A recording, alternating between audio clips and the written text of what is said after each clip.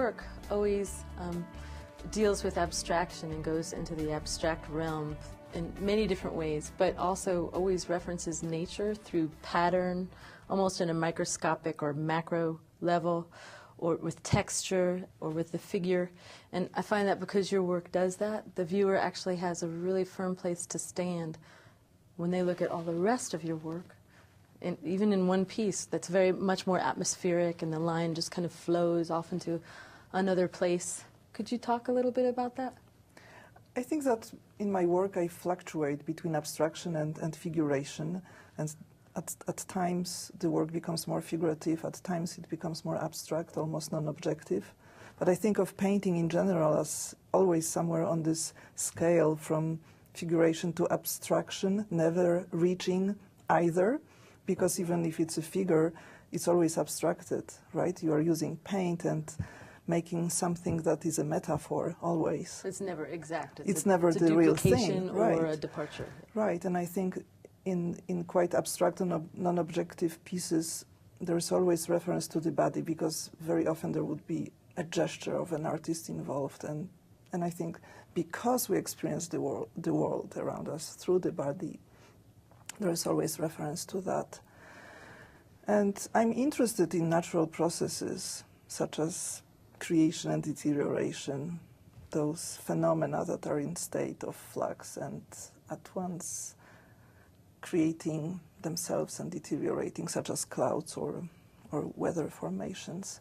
So there's always this sense of transformation and movement, entropy or new creation, yes, or decay. Yes, and I'm interested in man-made structures such as Baroque and Rococo architecture, which I do research in Europe once in a while.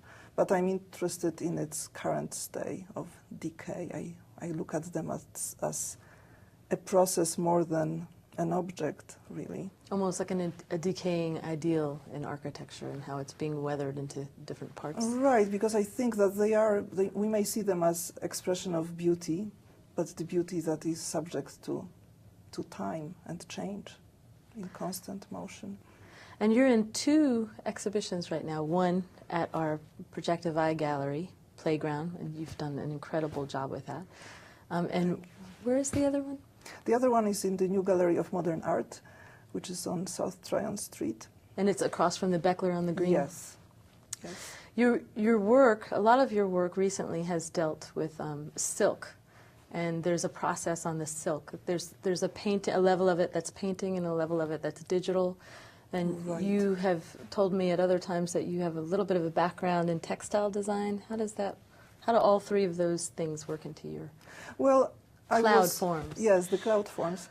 Well, my degree is in painting and graphic arts. The minor is in graphic arts. But at some point after graduating in Poland, I was awarded a scholarship in the National College of Art and Design in Dublin, and I was supposed to be in the painting department, but by accident I was placed in textile design department. So when I went there, I arrived and I discovered that I wanted to change it, but it was a little bit of a paperwork, and then I thought, well, maybe it's meant to be. Let's see what happens. Perhaps I can learn something new and apply that to my work. So I learned some techniques that I'm using now, like heat transfer print, which is a textile design technology. Speaking of something new, you're about to leave as a Fulbright scholar. Tell us what you're going to do and where. Well, yes, I have a Fulbright fellowship to go to Poland, to go to Wrocław, which is my hometown. And I'm going to teach painting to graduate students at my alma mater, the Academy of Fine Arts. So that will be one of my activities there. The other one is working on my own research and working towards an exhibition that I'm going to have there in Wrocław in June. Wonderful. But I thought it would be a very interesting experience for me to teach at school that I know that changed significantly since the time that I graduated, because the whole country changed. I graduated in in 1990, which was just after the fall of the Berlin Wall and the whole fall of communism. And now, 20 years later, the school is going through many transformations. Poland became a member of European community. So it's a very interesting moment to be there, to see how they teach, to meet the students, to compare them to our students.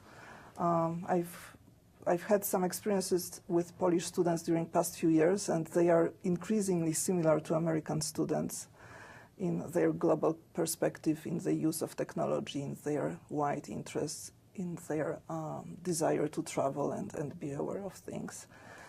So I think the way we teach here is more project-oriented, for example. I think students are given more concrete assignments, which they need to research, to come up with the creative answer. I think in Europe they are more independent in a way, but very often they don't have such concrete goals set by themselves or by their teachers. So I really want to compare those two ways and think what can I perhaps bring there? Bring back to your students and here. to bring back here. Well, I know you're a great advocate for your students here. So, and it's wonderful to talk to you. Great, thank you.